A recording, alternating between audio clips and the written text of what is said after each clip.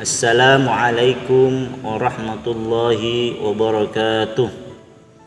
Bismillah, alhamdulillah, wassalatu wassalamu ala ashrafil anbiya'i wal mursalin Sayyidina Muhammadin wa ala alihi wa ashabihi wa zurriyatihi wa azwajihi wa jama'atihi min yaumina hadza ila yaumil ba'si wan nahdah.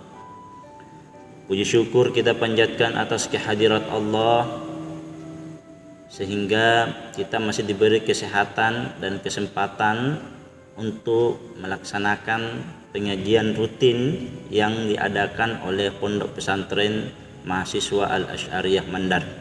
Salawat dan salam tak lupa pula kita curahkan kepada Nabiullah Muhammad sallallahu alaihi wasallam. Sebagaimana biasanya bahwa dalam seminggu Pondok Pesantren Al-Asy'ariyah Mandar mengadakan pengajian bagi seluruh mahasiswa yang berada dalam lingkup Universitas Al-Asy'ariyah Mandar, yaitu dilaksanakan sekali seminggu.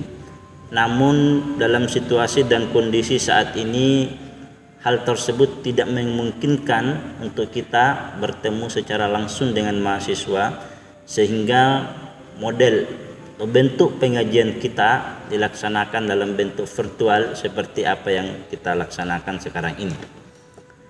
Pada kesempatan kali ini kami akan membawakan pengajian di mana kitab yang akan kita bahas yaitu kitab Fathul Qarib, di mana pembahasan kita yaitu berkaitan masalah taharah. Namun sebelum kita memulai pengajian ini,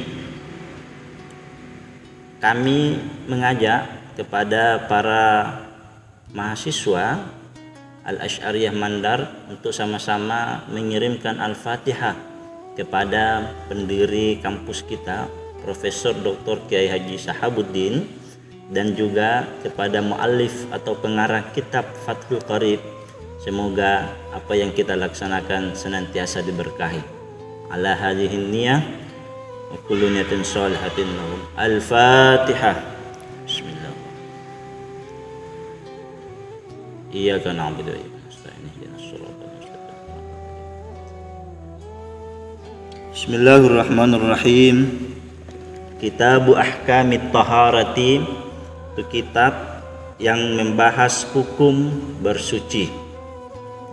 Wal kitabu lughatan, kitab secara bahasa masdarun, yaitu berasal dari kata masdar bimakna ad-dhammu wal jam'u, yang berarti mengumpulkan.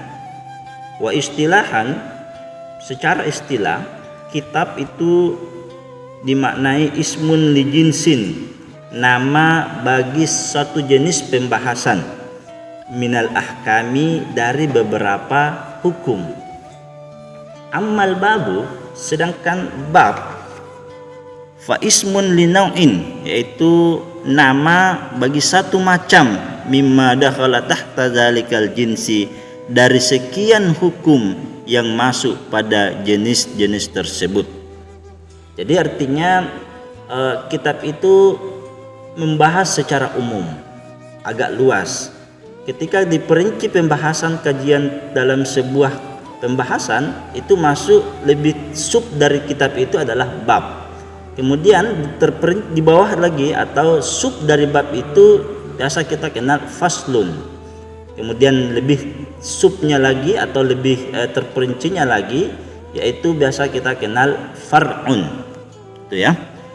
Jadi kitab itu membicara agak global, sementara bab semua agak pembahasannya lebih mengerucut, dan semakin mengerucut itu faslun, dan lebih terperinci atau lebih mengkhusus lagi itu biasa menggunakan kata-kata far'un. Itu ya. Wa taharatu, tahara bi fathi ta'i, di fathah ta-nya, ta, lughatan secara bahasa bermakna an-nadhafatu, yaitu bersih.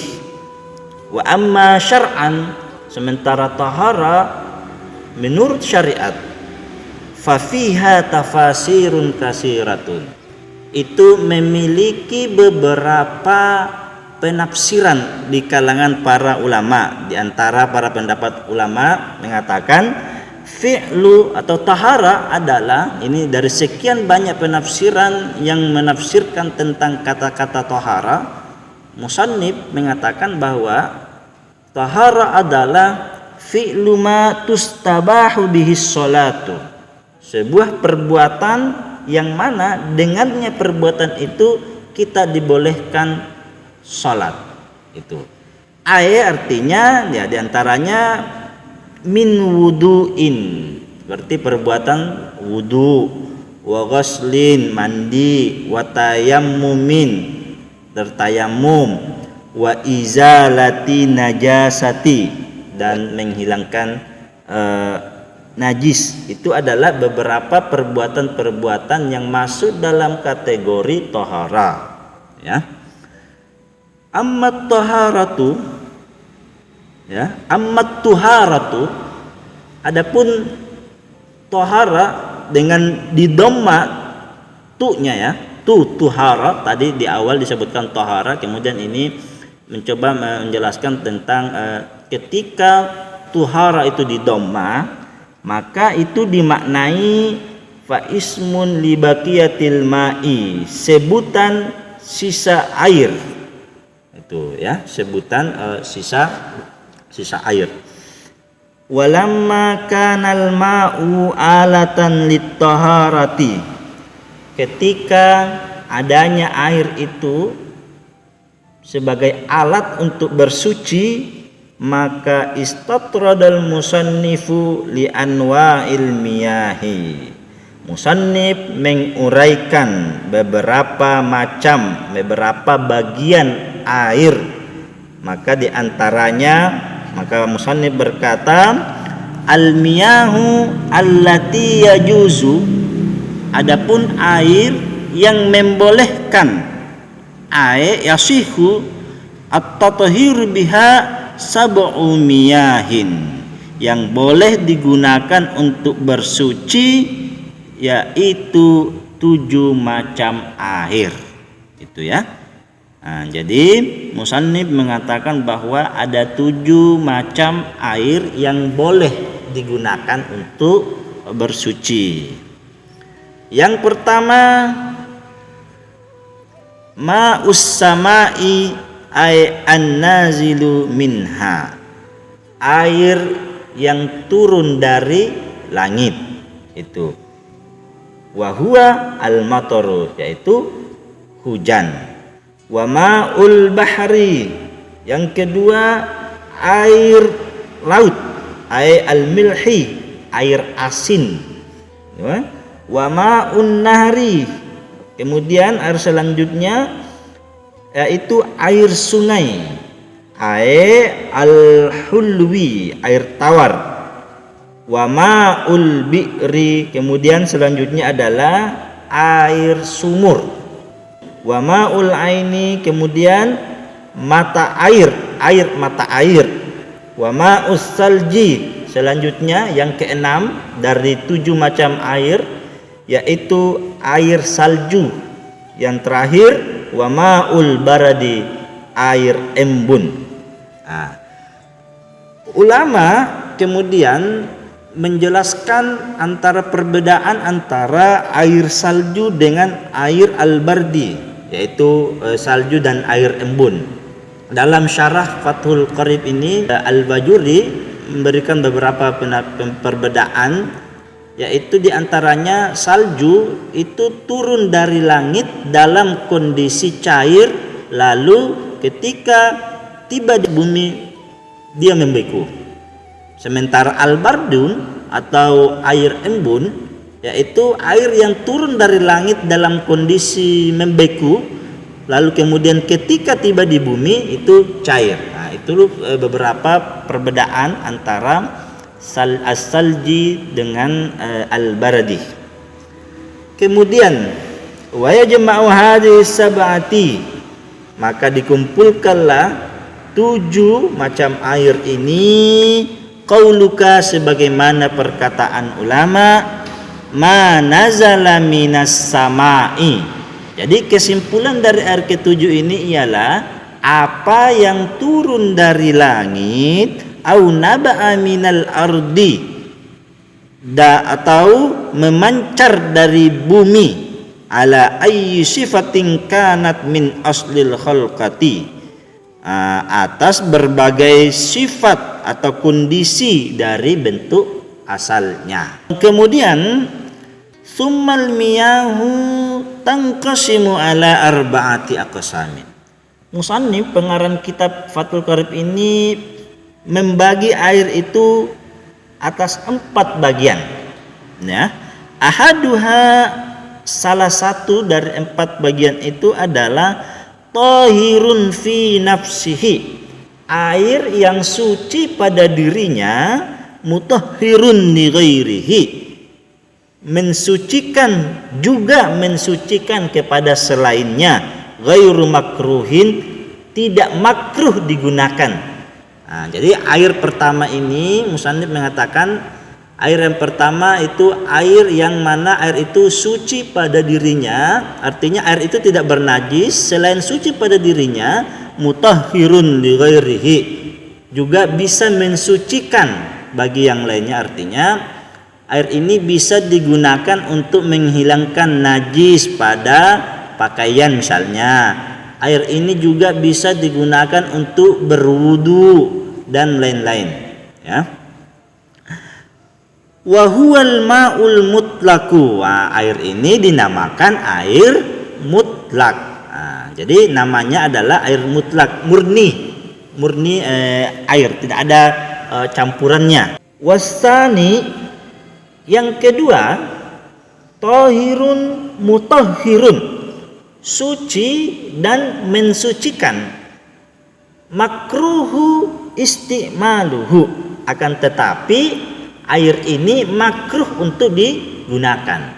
Maksudnya air ini hampir sama dengan jenis pertama, di mana air ini suci dan juga mensucikan, namun air itu makruh, ya, makruh digunakan pada badan, ya, seperti berwudu, makruh dipakai untuk berwudu, la fis saubi atau mandi, ya, mandi termasuk makruh digunakan untuk mandi, la fis saubi, tetapi tidak makruh pada pakaian. Misalnya air ini digunakan untuk menghilangkan najis yang ada di pakaian, tidak makruh, karena kemakruhan air ini hanya pada tubuh. Ketika air itu digunakan pada tubuh kita, ya apa saja, ya, seperti mandi, berwudu, itu baru makruh. Ada yang mungkin paham, ya, makruh, ya. Saya rasa semoga kalian bisa semua membedakan antara wajib, sunnah, makruh, haram, dan mubah. Itu sudah dibahas pada pengajian di semester sebelumnya. Air apa ini yang makruh? Wa huwa al-ma'ul musyammasu, yaitu air yang terkena terik matahari. Itu, ya, air yang terkena matahari. Air artinya al-musakhkhanu bi ta'siris syamsi, air yang dipanaskan pada terik matahari, fihi, dalamnya.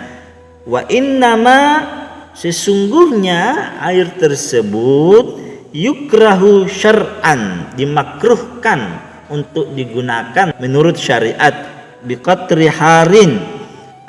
Jadi maksudnya air ini dimakruhkan pada daerah-daerah yang memiliki suhu tinggi. Maksudnya suhu alam itu tinggi, seperti di daerah-daerah yang ada di Timur Tengah, itu, ya, seperti daerah Mekah dan beberapa daerah-daerah sekitarnya. Memang suhu sana memang sangat panas, sehingga air yang seperti ini makruh kita gunakan, itu, ya.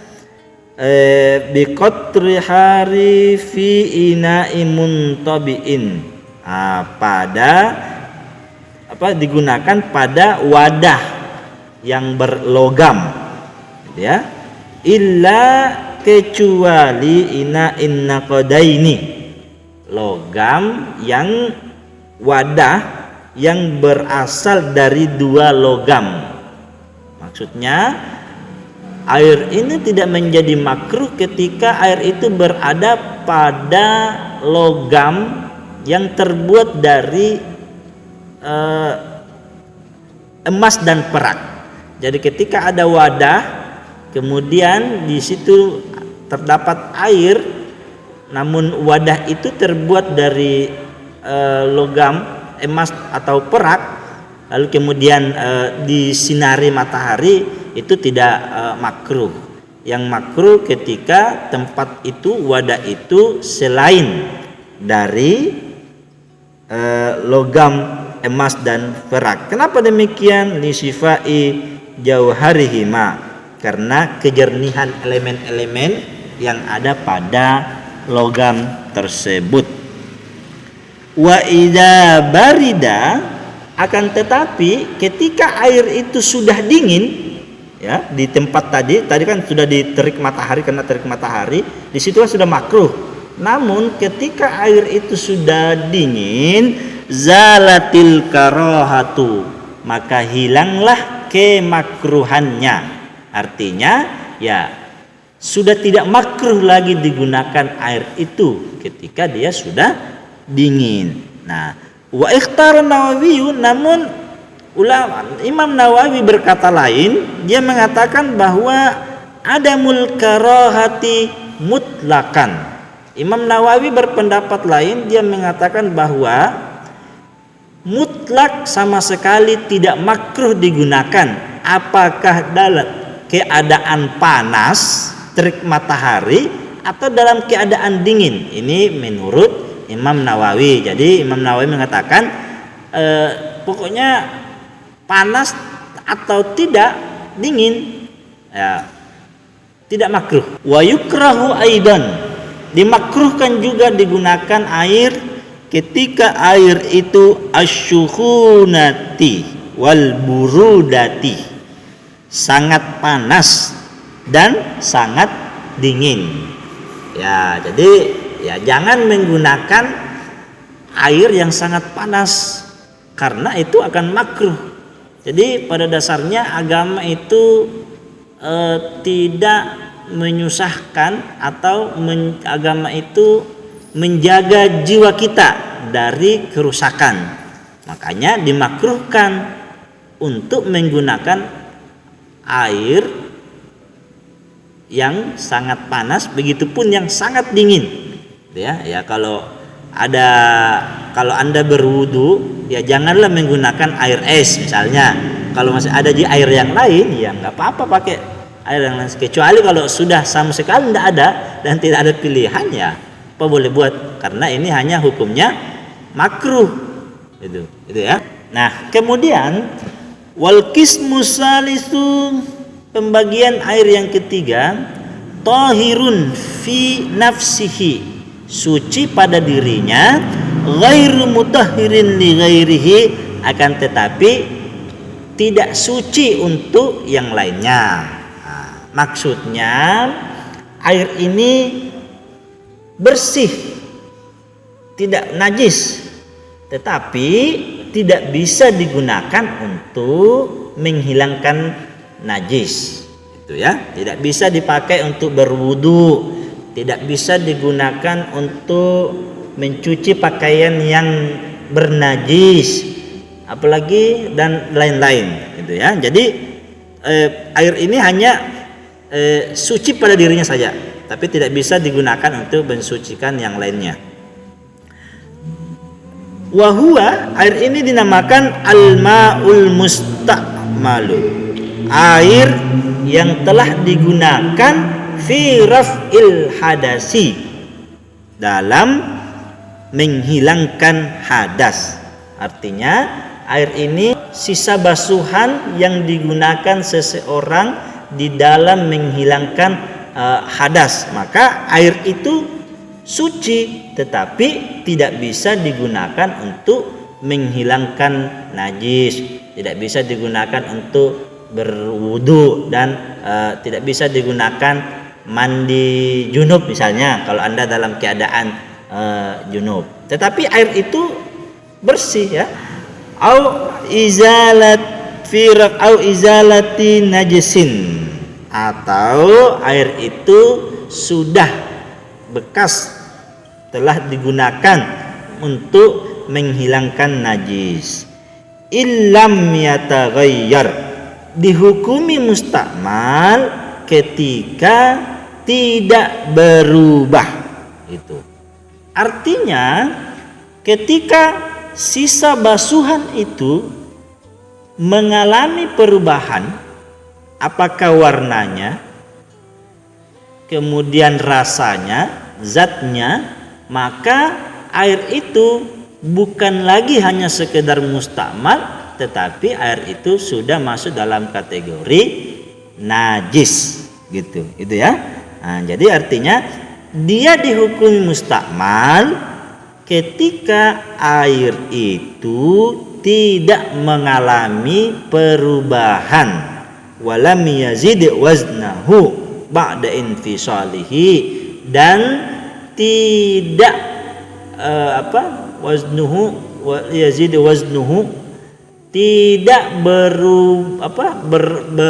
bertambah volume airnya, ya, tidak bertambah volume airnya. Nah, jadi mafhum mukhalafahnya ketika air tersebut berubah maka sudah najis. Itu ya, maksudnya gini ya.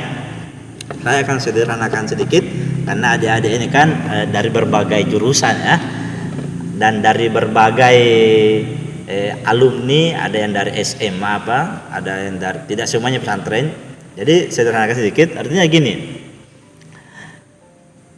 Ketika Anda berwudu, kemudian sisa basuhan wudu Anda itu masuk dalam kategori air mustakmal, ya, sisa basuhan wudu itu masuk dalam kategori mustakmal, artinya tidak bisa lagi digunakan untuk menghilangkan najis, berwudu dan lain-lain.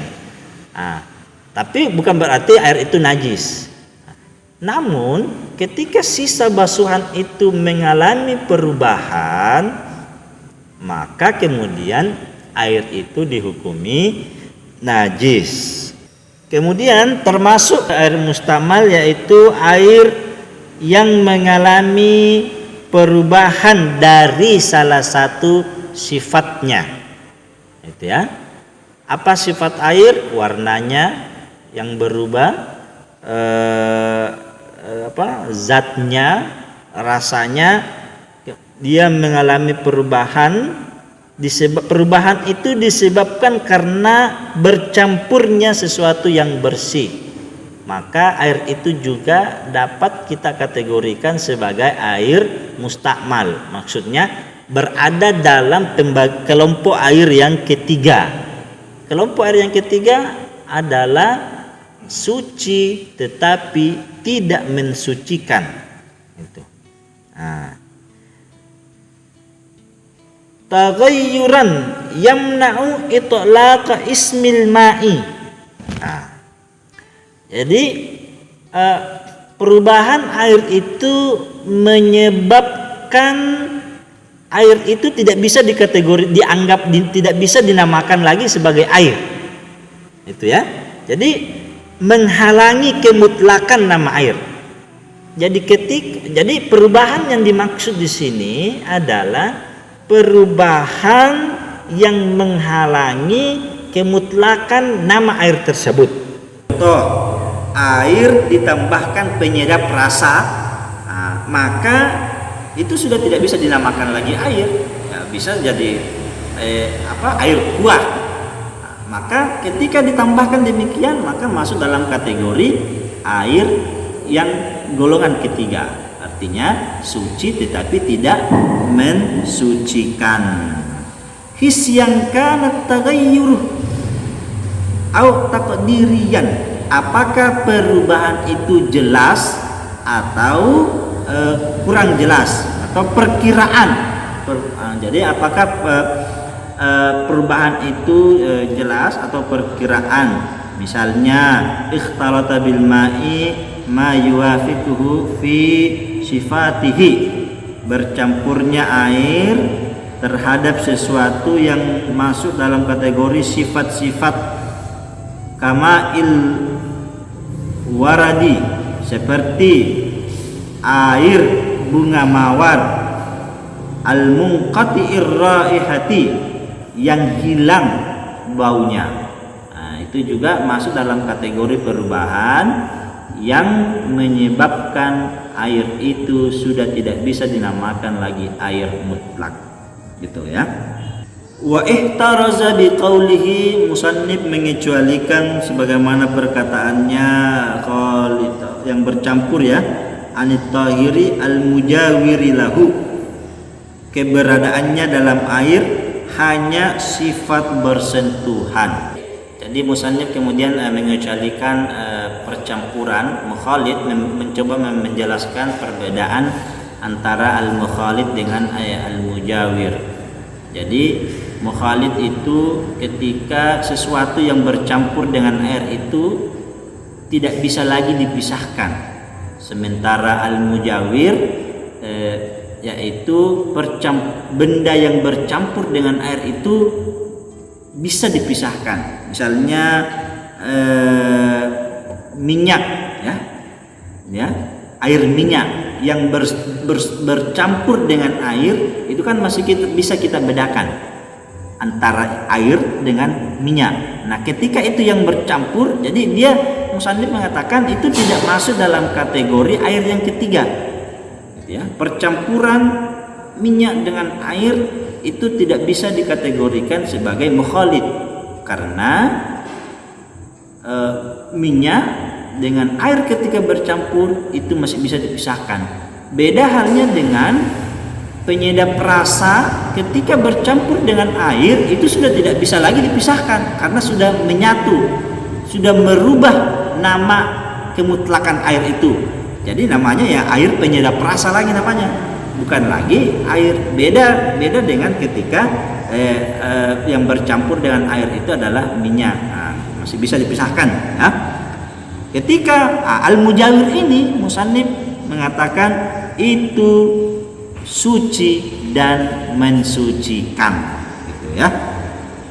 Kemudian yang keempat, pembagian yang keempat yaitu ma'un najisin, air yang bernajis, air najis, air mutanajjisu, bernajis. Wahua, air ini kismani, dua bagian. Ahaduhuma, di antaranya salah satunya qalilun, air yang dengan volume airnya sedikit, wa huwa alladzi halat fihi najasatun, dan dia tersentuh sesuatu benda yang terdapat, maksudnya air itu terdapat di dalamnya najis. Ya, jadi ada mungkin sudah tahu apa saja yang masuk dalam kategori benda-benda najis seperti darah, bangkai hewan dan lain-lain. Jadi ketika benda tersebut, benda najis itu masuk ke dalam air, di mana air itu volume airnya sedikit, maka air itu sudah termasuk dalam kategori air yang bernajis. Apakah air itu berubah atau tidak, tetap masuk dikategorikan air yang bernajis, yaitu di mana dalam keadaan air itu dunal qullataini. Jadi volume air yang sedikit yang dimaksud di sini itu air yang ukurannya kurang dari 2 kullah, gitu ya. Sementara musannif ukuran 2 kullah itu terjadi beberapa perbedaan di antara para ulama. Misalnya Dr. Yusuf Al-Qardawi, ukuran 2 kullah itu kurang lebih 270 liter. Jadi ketika kurang dari itu 270 liter, lalu kemudian terdapat najis di dalamnya, maka air itu bernajis, gitu ya.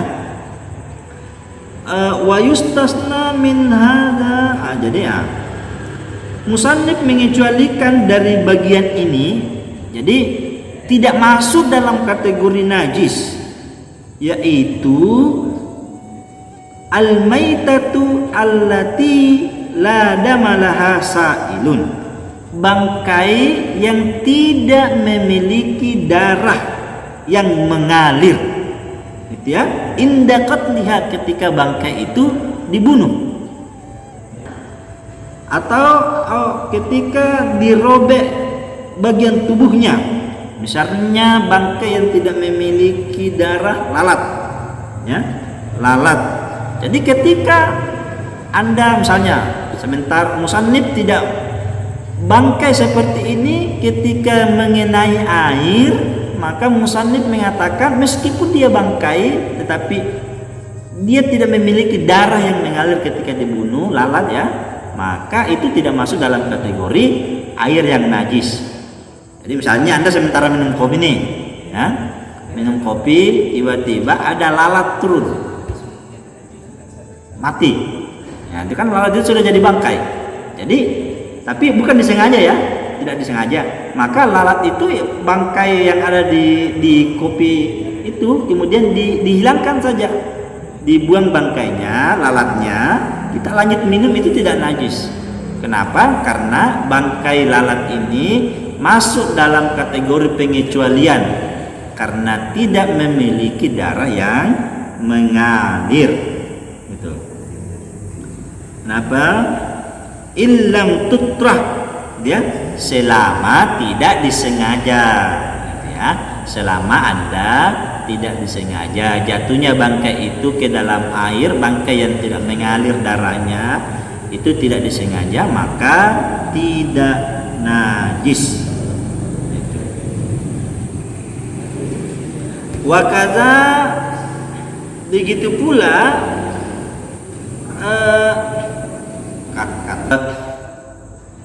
pembagian air yang keempat ini, air yang najis itu terbagi dua. Yang pertama, air yang sedikit atau yang kurang dari 2 kula. Ketika terdapat sesuatu yang benda najis, maka air itu akan bernajis, apakah air itu berubah atau tidak. Namun musannif mengecualikan ketika bangkai yang masuk ke dalam air itu adalah bangkai yang mana tidak memiliki darah ketika dibunuh, seperti lalat, itu dimaafkan, gitu ya. Kemudian yang kedua, bagian yang kedua dari nomor 4 ayat ini, yaitu air yang cukup, air yang banyak, volume airnya yang banyak, yaitu mencukupi 2 kula ataukah lebih. Fataghayyara, kemudian air itu berubah, maka air itu bernajis, ya. Jadi perbedaannya, ketika air yang kurang 2 kula terdapat benda yang najis, maka dengan sendirinya air itu akan najis, ya. Berubahkah air itu sifatnya atau tidak berubah? Maksudnya tidak ada perubahan yang terjadi ketika, apakah terjadi perubahan atau tidak, maka itu bernajis. Ketika air itu 2 kula, nanti dapat dikatakan dalam kategori najis ketika air itu mengalami perubahan. Sehingga ketika air 2 kula terdapat benda najis di dalamnya, kemudian air itu tidak mengalami perubahan, rasanya tetap rasa air, warnanya tetap berwarna air, maka tidak bernajis. Nanti dikategorikan bernajis ketika air itu mengalami perubahan, apakah perubahan itu sedikit ataukah banyak? Itu ya, apakah perubahan itu sedikit atau banyak? Wal kullatani khamsumi'ati ritlin. Ukuran 2 kulla adalah 500 ritl Baghdad. Kalau dalam ukuran di Indonesia menurut pandangan Wahbah Az-Zuhaili yaitu 270 liter, itu masuk dalam kategori. Kemudian watarakal musannifu kisman wahidan, kisman khamisan, musannif tidak memasukkan pembagian yang kelima, maksudnya musannif tidak membahas kelompok air yang kelima, yaitu al-ma'ul mutahhiri wa huwa al-ma'ul mutahhiru al-haramu, yaitu air yang suci tetapi haram. Maksudnya air itu boleh dipakai berwudu, suci, tetapi air itu haram. Jadi musannif tidak masukkan pembahasan ini, persoalan ini. Misalnya menggunakan air untuk berwudu di mana air yang dipakai adalah air yang dicuri. Nah, itu masuk dalam kategori kelompok yang 5, tetapi musannif tidak membahas di kitab ini, mungkin dibahas di kitab-kitab yang lebih tinggi, itu ya.